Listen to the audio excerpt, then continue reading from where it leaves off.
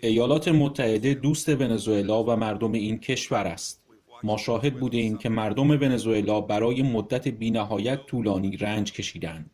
آنچه آنها می‌دانند را می‌دانیم که ظلم دولت سرنگون شده مادورو برای مدت بی‌نهایت طولانی این کشور و شهروندانش را خفه کرده است.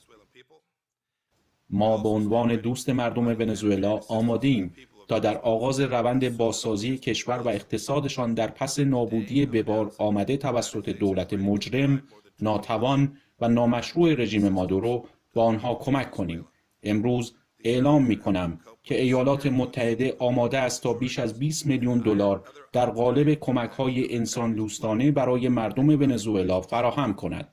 این منابع به منظور کمک به آنهاست تا بتوانند بر کمبود دارو و غذا و سایر آثار وخیم بحران اقتصادی و سیاسی کشورشان فائق آیند.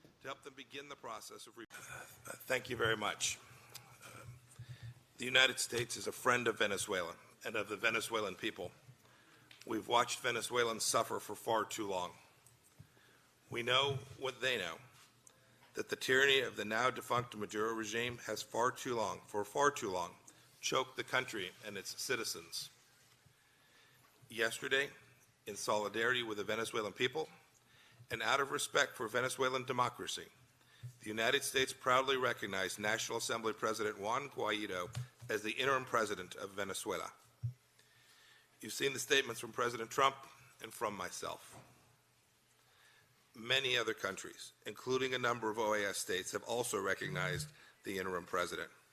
We thank them for their support.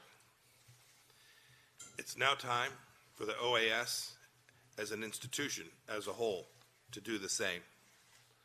All OAS member states must align themselves with democracy and respect for the rule of law. All member states who have committed to uphold the Inter-American Democratic Charter must now recognize the interim president. The time for debate is done. The regime of former President Nicolas Maduro is illegitimate. His regime is morally bankrupt. It's economically incompetent, and it is profoundly corrupt. It is undemocratic to the core. I repeat, the regime of former President Nicolas Maduro is illegitimate. We therefore consider all of its declarations and actions illegitimate and invalid. In light of these facts, we call on Venezuelan security forces to ensure the protection of interim President Guaido's physical integrity and his safety. We've seen reports that a number of protesters were killed yesterday and that more than 100 were arrested. So I reiterate our warning about any decision by remnant elements of the Maduro regime to use violence to repress the peaceful democratic transition.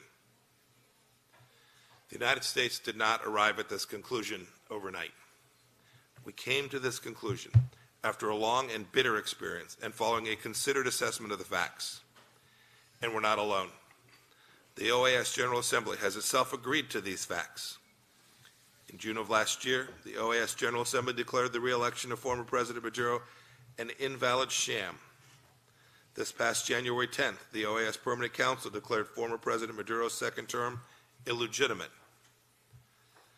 Venezuela's National Assembly became the only legitimate, duly and democratically elected body in the country. On January 23rd, National Assembly President Juan Guaido declared himself the interim president of Venezuela pursuant to Article 333 and 350 of Venezuela's Constitution. He made this declaration with the full support of the National Assembly and, most importantly, of the Venezuelan people. In his public address, interim President Guaido also outlined the steps he plans to take to restore democracy to his country, including free, fair, transparent, and truly democratic elections. The United States stands solidly behind him. We stand ready to support the efforts of the National Assembly, the Venezuelan people, and the interim president to restore democracy and respect for the rule of law in Venezuela. We also stand ready to provide humanitarian assistance to the people of Venezuela as soon as logistically possible. Today, I'm announcing that the United States is ready to provide more than $20 million in humanitarian assistance to to the people of Venezuela. These funds are to help them cope with the severe food and medicine shortages and other dire impacts of their country's political and economic crisis. Our announcement of aid is in response to requests from the National Assembly, led by the interim president. As a friend of the Venezuelan people, we stand ready to help them even more, to help them begin the process of rebuilding their country and their economy from the destruction wrought by the criminally incompetent and illegitimate Maduro regime. Our support for Venezuela's democratic hopes and dreams is in sharp contrast to the authoritarian regimes across the globe who have lined up to prop up former President Maduro. And there is no regime which has aided and abetted Maduro's tyranny like the one in Havana. Maduro's illegitimate rule was for years sustained by an influx of Cuban security and intelligence officials.